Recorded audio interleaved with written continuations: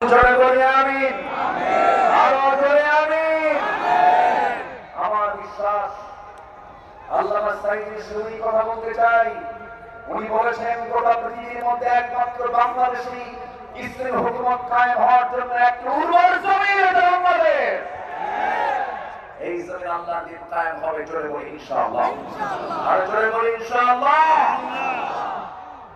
আসুন আমরা বর্তমান দেশের যে সংকট, একটি কল্যাণ রাষ্ট্র, ইসলামী রাষ্ট্র গঠনে দর্শক, প্রথম দিনেই কিন্তু এখানে লক্ষ লক্ষ মানুষের সমাগম আপনারা দেখতে পাচ্ছেন। আমি সরাসরি আপনাদেরকে দেখানোর চেষ্টা করছি এবং প্রথম দিনে আলোচনা করছেন মাওলানা আব্দুল্লাহ আল আলামিন হুজুর।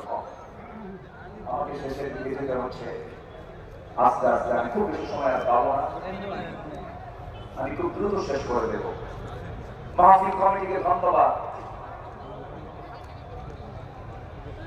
এক যুগের বেশি সময় ধরে আঞ্জুমানের খেদমতে করার এই মাহফিল হতে দেয়নি ফেরেশতা। ফেরেশতাই তো বলবো, ফেরেশতা দেখা যায় না, ওদেরও যেমন দেখা যায় কত নাই অযোগ্য ব্যক্তিত্বহীন নেতৃত্ব ছিল বিগত সময়। তাদের মুখের ভাষা ছিল হলো মূর্খদের মতো, ব্যক্তিত্বহীনদের মতো। প্রায় প্রায় বলতো ঘৃণা হবে, আপনারা দেখতে পাচ্ছেন প্রথম দিনেই কিন্তু লক্ষ লক্ষ মানুষের ঢল এবং একদিন আগে থেকেই কিন্তু এখানে জায়গা দখল করে নিয়ে বসে আছে। আপনারা দেখতেই পাচ্ছেন। যে ব্যক্তি আল্লাহর প্রতি বিশ্বাস করবে, পরকালকে বিশ্বাস করবে, সে যদি কোনো কথা পায় ভালো কথা বলবে, যদি কথা না পায় চুপ থাকবে। চুপ থাকাটাও মজা। বহু লম্বা সময় আমার বছর মাঝে মাঝে চুপ থাকতে কোনো কথাই বলতে না। যত কথা কম যার জীবনে, গুনাহ তার জীবনে সবচাইতে কম। ইসলামী রাষ্ট্র গঠনে রাসূলের আদর্শ কি ছিল? নাম্বার 1, আমার নবীজি ইসলামী রাষ্ট্রের 1 নাম্বার দিক ছিল হলো তিনি যা প্রতিষ্ঠা করেছেন এর মধ্যে 1 নাম্বার হলো তাওহীদকে তিনি প্রতিষ্ঠা করেছেন। জোরে বলি সুবহানাল্লাহ। কি প্রতিষ্ঠা করেছেন? তাওহীদ। আল্লাহ রাব্বুল আলামিন বলেন, দর্শক, আপনারা কে কোথা থেকে দেখছেন অবশ্যই কমেন্ট করে জানান এবং লাইভটি বেশি বেশি শেয়ার করবেন, সবাইকে দেখার সুযোগ করে দেবেন। লাইভটি সরাসরি সম্প্রচার করা হচ্ছে এমসি কলেজ মাঠ সিলেট, এমসি কলেজ মাঠ সিলেট। সূরাতুল আম্বিয়া 108 নম্বর আয়াত। হে রাসূল, আপনি বলে দেন আমার প্রতি ওহী প্রেরণ করা হয়, তোমাদের ইলাহ একক আল্লাহ, সুতরাং তোমরা কি প্রশ্ন করা হচ্ছে রাসূলকে এই কথা বলে দাও, নবীজি মক্কার মাটিতে মার খেয়েছেন না মার দিয়েছেন? বলেন বলেন বলেন, মার খেয়েছেন না মার দিয়েছেন? আর মদিনার মাটিতে এসে মার খেয়েছেন না মার দিয়েছেন? তাহলে দিনের জন্য মায়ের খাওয়ার সুন্নাত, মায়ের জোরে মায়ের মায়ের খাওয়ার সুন্নাত। রাসূল কি হাতে অস্ত্র নেননি? হাতে অস্ত্র নেননি? ঘোড়ায় চড়েন নাই? লৌহ বর্ণ পরিধান করেন নাই? বর্ষা হাতে নেন নাই? আমার নবীর ঘরের ফার্নিচার ছিল হলো বর্ষা, তরবারি। আমার নবীর ঘরের ফার্নিচার ছিল এগুলো। সম্মানিত ভাইরা, আমার নবীজি শিরককে মূলোৎপাটন করেছেন এবং তিনি বলেছেন মূর্তিকে চুরমার করে দেওয়ার জন্য আল্লাহ তাআলা আমাকে দুনিয়াতে পাঠিয়েছেন। আল্লাহু আকবার বলেন। আমার দুরূদ পড়েন আব্দুল্লাহ আমিন আজকে বলে গেছে মূর্তি যা আছে সব ভেঙে গেল। এটা উল্টা বুঝবেন না। এখানে আমার নবীজি যখন মক্কার বাসিন্দা ছিলেন 13 বছর, ওই 13 বছর আমার নবীজি মক্কার ভিতরে ওই কুরাইশদের সাজানো 360টা মূর্তি তারা কাবার ভিতরে পর্যন্ত রেখেছিল। রাসূল সরাতে পারেন নাই, কারণ সেই সময় তার হাতে কোনো ক্ষমতা ছিল না। তখন মক্কার সিটি মেয়র ছিল Abu Jahl. City mayor K ছিল? আবু জেহেল। রাসূল পারেন নাই। আমার নবীজি ডোর টু ডোর কালিমার দাওয়াত দিতে লাগলেন। একদিন কাবা শরীফে আমার রাসূল নামাজ আদায় করছিলেন। আবু জেহেল এবং কুরাইশদের কিছু নেতারা সব এই দাওয়াত উপহাস করলো, ঠাট্টা করলো। এক পর্যায়ে আবু জেহেল অন্যদেরকে বলল, কে আছো? উঠে জবাই করা তাজা ভুঁড়ি মুহাম্মদের পিঠে নিক্ষেপ করবে যখন সে সেজদায় যাবে। আমার নবী সেজদায় গেলেন।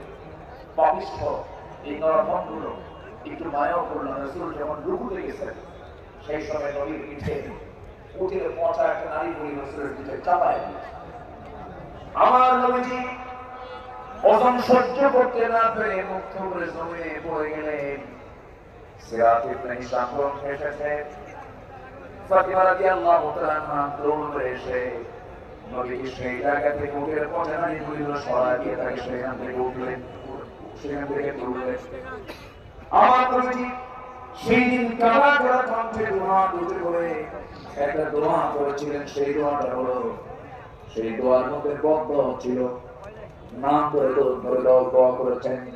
তিনি বলেছেন, আল্লাহ আমর ইবনে হিশাম ওরফে আবু জাহেল, উতবা ইবনে রবিআ, শাইবা ইবনে রবিআ, ওলীদ ইবনে উতবা, উমাইয়া ইবনে খালদ, উকবা ইবনে আবু মুআদ, উমরা ইবনে ওয়ালিদ, এদেরকে পাকড়াও করে এদেরকে তুমি আল্লাহ ধ্বংস করো।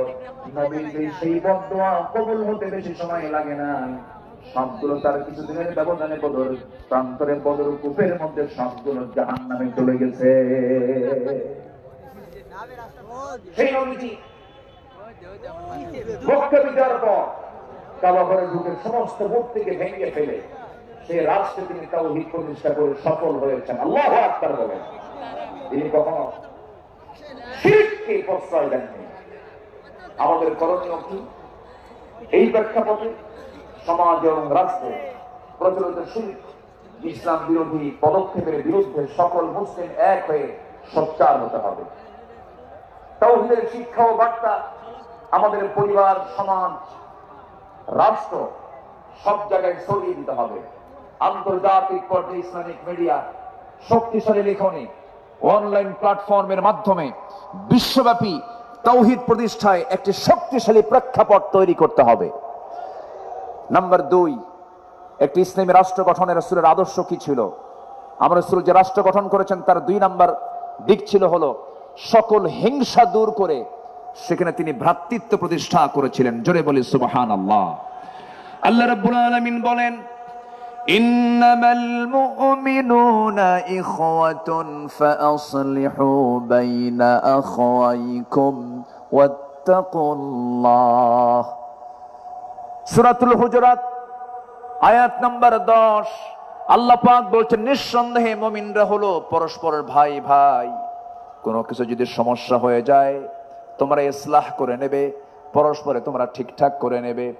সাবধান, ওয়াত্তাকুল্লাহ, আল্লাহকে ভয় করো, ভ্রাতৃত্বের বন্ধন যেন কখনো নষ্ট না হয়। জোরে বলি সুবহানাল্লাহ। আমার নবীজি মদিনায় যখন মুহাজির এবং আনসারদের মধ্যে ভ্রাতৃত্ব সম্পর্ক স্থাপন করেন, তাদের মাঝে একটি ইসলামী রাষ্ট্র প্রতিষ্ঠার জন্য একটি দৃঢ় ভিত্তি তৈরি করেছিলেন। কিন্তু এমনকি সেই সময় রাসূল বদরে অংশগ্রহণ করেছেন, উহুদে অংশগ্রহণ করেছেন, খন্দকে অংশগ্রহণ করেছেন। কিন্তু হুনাইন যুদ্ধের পর একটা প্রবলেম হয়েছিল। সেই প্রবলেমটা হলো, হুনাইন যুদ্ধের শেষে আমার রাসূল কুরাইশ এবং অন্যান্য আরব গোত্রগুলোকে প্রচুর পরিমাণ গনিমত বন্টন করে দিলেন। যুদ্ধলব্ধ সম্পদগুলোকে বন্টন করলেন, আনসারদেরকে দিলেন না। আনসারদেরকে দিলেন না। এই দৃশ্য যখন আনসারদের মনে মনে এই দৃশ্য যখন অবলোকন করলেন, আনসাররা মনে মনে তারা দুঃখ প্রকাশ করলেন, দুশ্চিন্তাগ্রস্ত হয়ে পড়লেন। এমনকি তাদের মধ্য থেকে একজন বলে ফেললেন, আল্লাহর কসম, রাসূল তার নিজ কওমের সঙ্গে মিশে গেছেন। রাসূল নিজ কওমের সঙ্গে মিশে গেছেন। সব গনিমত তাদেরকে দিলেন, কিন্তু রাসূল আমাদেরকে কিচ্ছু দিলেন না। আমার নবীজির কানে যখন এই কথাটা চলে গেল, আমার নবীজি এটাকে কেমন করে ইসলাহ করা যায়, কেমন করে সংশোধন করা যায়, ফাসলিহু বাইনা আখাওয়াইকুম, রাসূল খেপলেন না, রাগলেন না। সেই সময় রাসূল একটা ভাষণ দিয়েছেন, আওয়াজাতুম ইয়া মা'শারাল আনসারি ফি আনফুসিকুম ফি লাআতিম মিনাদ দুনিয়া তাল্লাফতু বিহা কওমান লিয়ুসলিমু وَوَكَّلْتُكُمْ إِلَى إِسْلَامِكُمْ أَلَا تَرْضَوْنَ يَا مَعْشَرَ الْأَنصَارِ أَنْ يَذْهَبَ النَّاسَ بِالشَّاةِ وَالْبَعِيرِ وَتَرْجِعُوا بِرَسُولِ اللَّهِ صلى الله عليه وسلم إلى رحالكم। আমার নবীজি তেজোদ্দীপ্ত একটা ভাষণ দিলেন। কাদা কাদা কণ্ঠে একটা ভাষণ দিলেন। তিনি বলে ফেলেন, হে আনসার সম্প্রদায়, তোমরা কি মনে মনে দুঃখ পেয়েছো যে আমি দুনিয়ার তুচ্ছ জিনিস দিয়ে একদল মানুষকে ইসলাম গ্রহণের দিকে আকৃষ্ট করেছি, আর তোমাদেরকে আমি তোমাদের ইসলামের উপরে ছেড়ে দিয়েছি? হে আনসার সম্প্রদায়, তোমরা কি সন্তুষ্ট নও যে অন্যরা ভেড়া উট নিয়ে ফিরে যাবে আর তোমরা আল্লাহ রাসূলকে নিয়ে তোমাদের ঘরে ফিরে যাবে?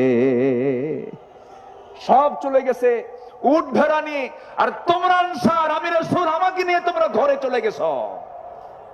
সাহাবে কেরামদের ভিতরে একটা উজ্জীবিত ভাব চলে আসলো, হুজুর আমরা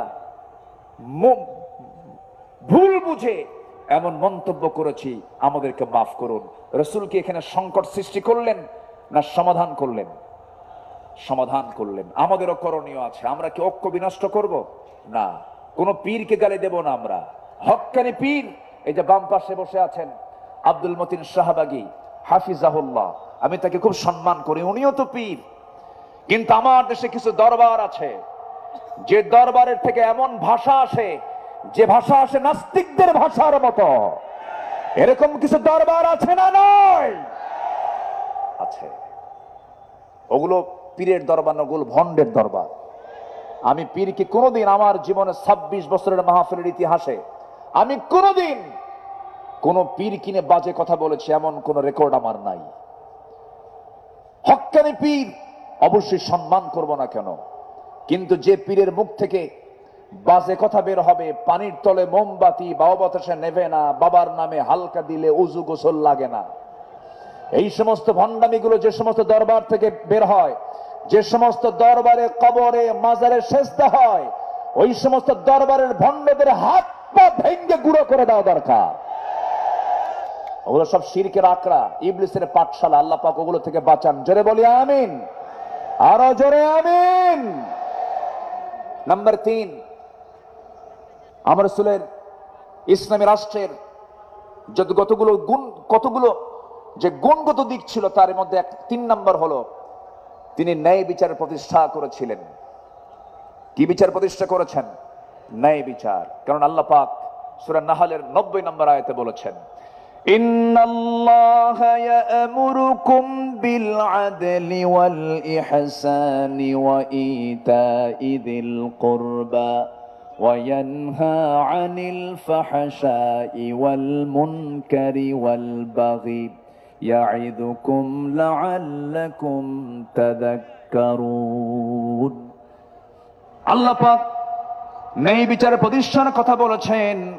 আমার নবীজি কোন জাতি বর্ণ সম্প্রদায়ের প্রতি পক্ষপাত দেখাতেন না। এমনকি একটা ঘটনা সবার জানা আছে, ফাতিমা নামে একজন সম্ভ্রান্ত পরিবারের মহিলা চুরি করে ধরা পড়ে। আস-সারিকু ওয়াস-সারিকাতু ফাকতাউ আইদিয়াহুমা। চুরি করে যখন একজন মহিলা চোর যখন ধরা পড়ে গেল, রাসূল বললেন, কোনো কথা নাই, হাত কেটে ফেলো। বিচারক মুহাম্মদ সাল্লাল্লাহু আলাইহি ওয়াসাল্লাম বললেন, হাত কেটে ফেলো। ওই সম্ভ্রান্ত পরিবারের মহিলাটার নাম ছিল ফাতিমা। তার বংশের লোকজন সব সাইয়েদনা ওমর ফারুকের কাছে এসে বলছে, ওমর ফারুক রাদিয়াল্লাহু তাআলা আনহু, তোমার কথা আমাদের রাসূল শুনবেন, একটু আমাদের জন্য সুপারিশ করা যায় কিনা? তিনি বললেন, ঠিক আছে, আমি যাব।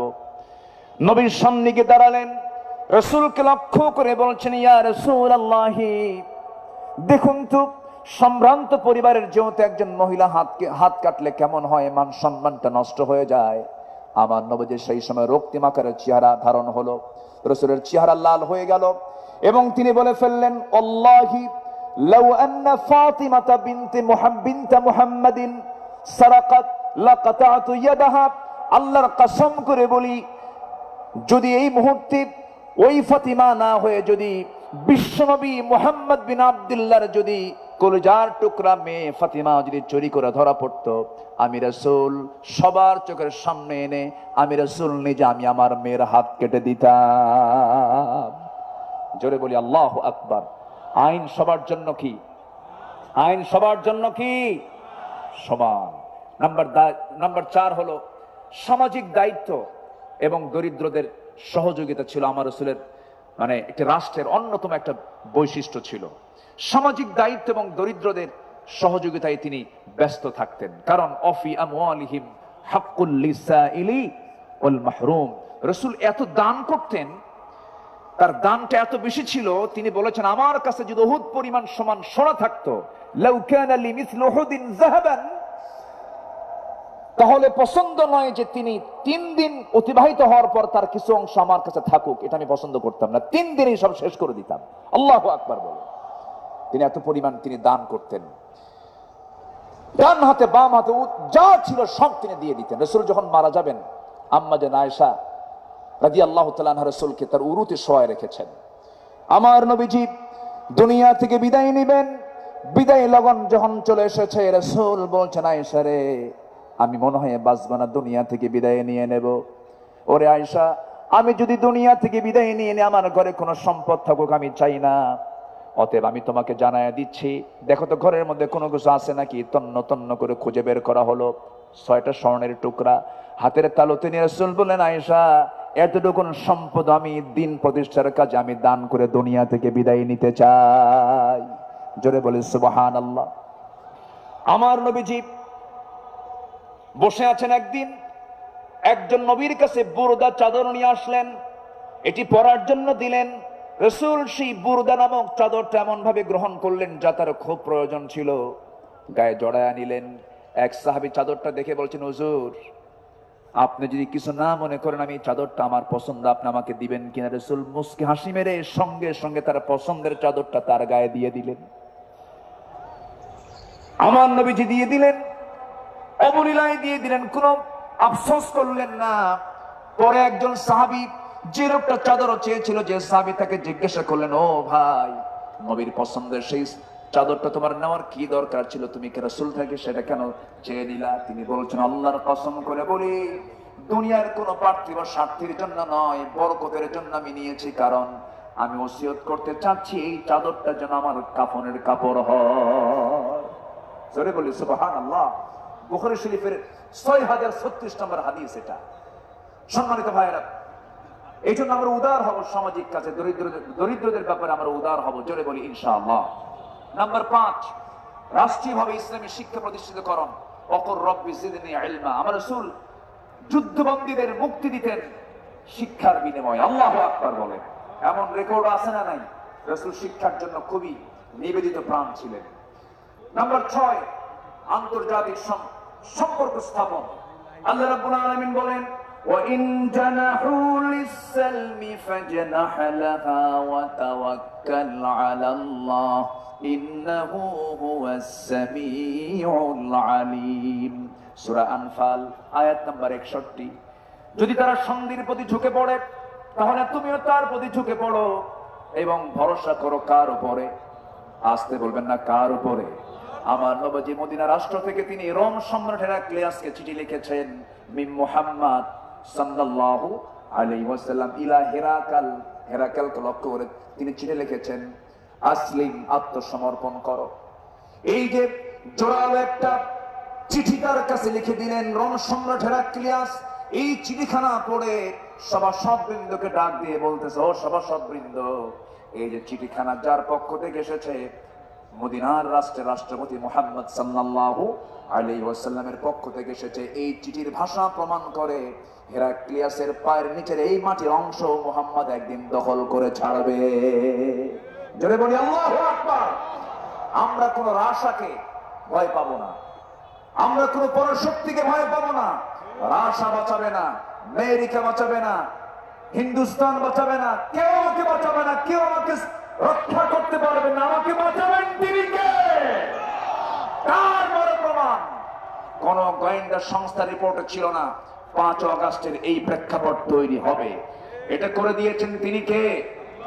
আসতে বলেন, তিনি কে? যুব সমাজ, এই রক্তকে ভোলা যাবে না। নবীর আদর্শ উজ্জীবিত হও। তোমার হাতে আগামীর বাংলাদেশ, আগামীর নেতৃত্ব তোমার হাতে। কোন চোর, বেঈমান, চরিত্রহীন, লম্পট, চাঁদাবাজদের হাতে কোন নেতৃত্ব আমরা দেব না। আল্লাহ কবুল করুন। জোরে বলে আমিন, আরো জোরে আমিন। নাম্বার 7, বিপদে আপদে সংগ্রামের সমস্ত পরিস্থিতিতে মহান আল্লাহর উপরে পূর্ণ তাওয়াক্কুল করা, মহান আল্লাহর সাহায্যের ওয়াদা। এটা ছিল নবীর রাষ্ট্রের একটি গুরুত্বপূর্ণ দিক। রাসূল সবসময় ভরসা করতেন কার উপরে? আসতে বলবেন না, কার উপরে? আমার বিজয় কার হাতে? বিয়াদিকাল খাইর, সব কল্যাণ কার হাতে? ওয়াতুইজ্জু মান তাশা ওয়া তুযিল্লু মান তাশা, কার হাতে? আল্লাহর হাতে। ইদহুমা ফিল গার إذ يقول لصاحبه لا تحزن إن الله معنا فأنزل الله سكينته عليه وأيده بجنود لم تروها الله أكبر বলে।